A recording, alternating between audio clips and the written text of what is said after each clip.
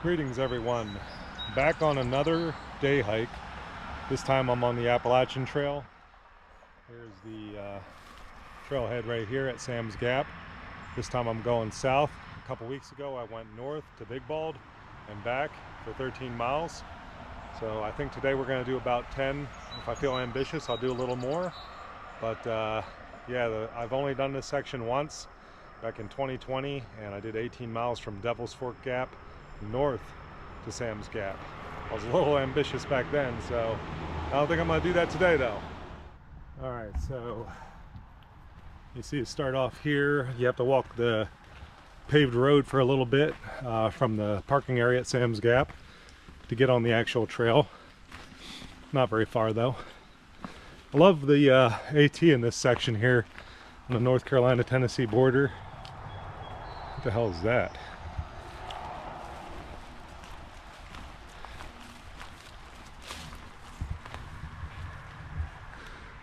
Interesting. I was saying I love this section of the trail up here. It's just really seems remote, even though you got I-26 behind you and you hear the traffic, but it just seems like a really beautiful stretch of trail. Saw some damage though a couple years ago from Hurricane Helene, but trail's rebounded pretty well.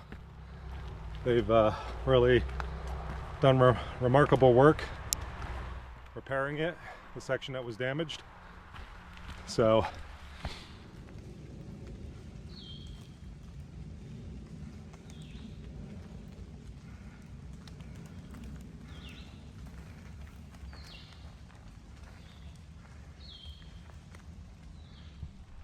there's a lot of rain moving into the area coming up from the Gulf of Mexico, or the Gulf of America as we're calling it now.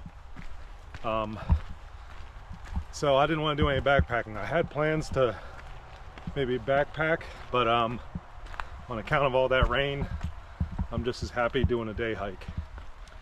And like I said, I've done this section once before. If you follow my channel, or if you followed it long enough, you know I started it back in January of 2020 to document my section hikes of the AT. Of course, I've since branched out to do many other hikes in and around the area, and of course interstate as well, up and down the East Coast as far north as Maine, and as far west as Colorado. So the goal is I'm in training camp.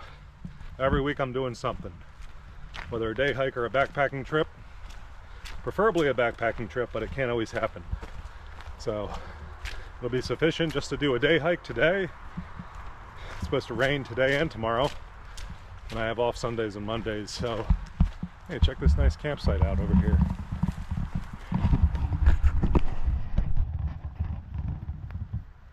That's pretty nice.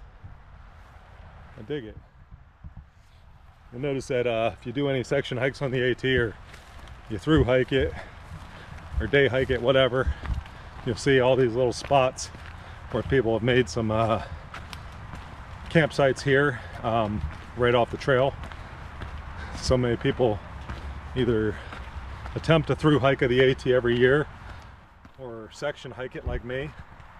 I've hiked all the way to Virginia, not in one big section, but in multiple sections. The most I've ever done was 7 days, 118 miles. Haven't done that in a while. I'd like to do that, but this vacation, which is my last of the year, I wanted to get back out to Colorado and do some more exploring out there. I really love that part of the country. Not to say I don't enjoy it out here, but I've done so much hiking here in North Carolina, Tennessee, Georgia, in this region. I like to branch out and see other places. Maybe one day I'll even do some international hiking, who knows. But I still enjoy getting out on the AT and would like to do a big section. Last year I did what is arguably the hardest section on the AT in Maine, or the hardest 1 mile section I should say, the Mahoosic Notch. Difficult because of you're basically walking over boulders. There's no discernible path, so you're just trying to go over and under boulders. That was a lot of fun though. I didn't find it to be that difficult. It was a little time consuming, but it was a lot of fun. It was like a big jungle gym for adults.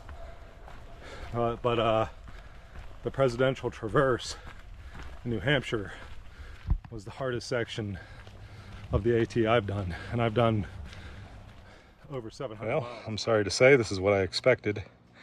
There's not much of a view here at High Rock, which is a little 1/10 of a mile side path right off the AT. Still is pretty cool. I know the video won't reveal it as well as being here in person, but to see the clouds shrouding the mountains like that, it's pretty neat. I think most people that park at Sam's Gap to do a section on the AT prefer to go north to Big Bald, because that's the most beautiful point of interest in this particular section from Devil's Fork Gap to Spivey Gap. I mean, it's beautiful up there. You saw it if you watched my video from a couple weeks ago, the day hike I did there. That's a beautiful spot, man. Yeah, usually when it's kind of rainy, gloomy weather like this, like most people, I feel a little lazy. I don't feel like getting out and doing much. But it has its own appeal though, I gotta say, with the forest cloaked in like a misty shroud of fog. And it's not raining hard, you know. I don't even have a rain jacket on yet. I have my little Frog Togs rain jacket in my day pack behind me on my back, but I'm not using it because it's just like drizzling. It's not really raining hard, mostly just raindrops off the leaves of the trees. So it's got its own appeal to it, its own character here in the forest when it's like this. And not only that, but usually you'll have the forest to yourself, even on a Sunday in the summertime. There was 4 other cars parked at the trailhead. Like I said, I think they're all going to Big Bald. Oh yeah, we got a set of stairs to climb. I always like this, you know, somebody goes to the trouble of making these little log steps in the forest. You'll see this on other trails too, especially here in southern Appalachia, but the AT has a lot more things to aid you on your quest to do the trail, like these little steps. That doesn't mean it's easy though.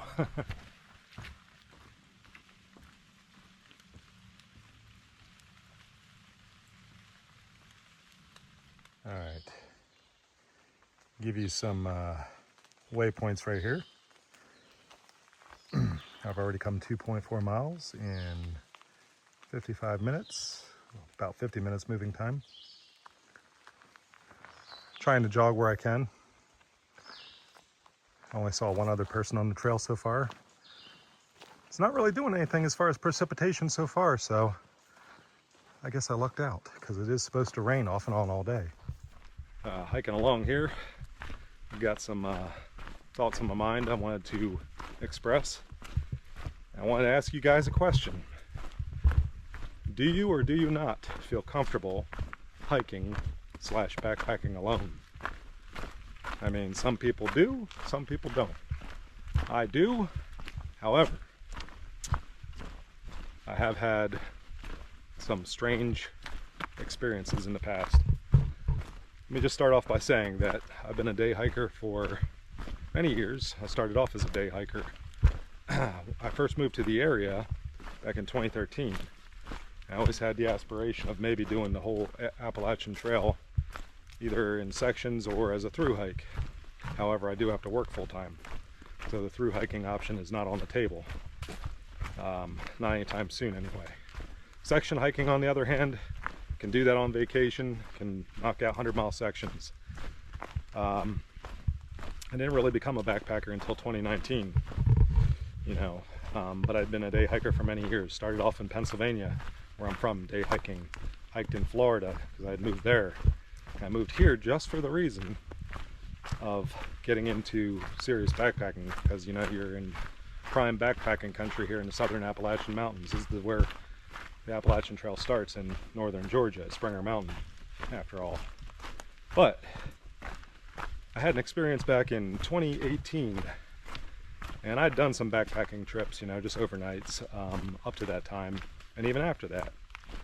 However, long story short, all right, ladies and gents, hiking along here, getting ready to talk to you guys about something kind of controversial. And I was going to talk about when you're hiking alone, does it freak you out sometimes? Are you more comfortable hiking alone or in groups? Anyway, I was going to talk about an experience I've had before.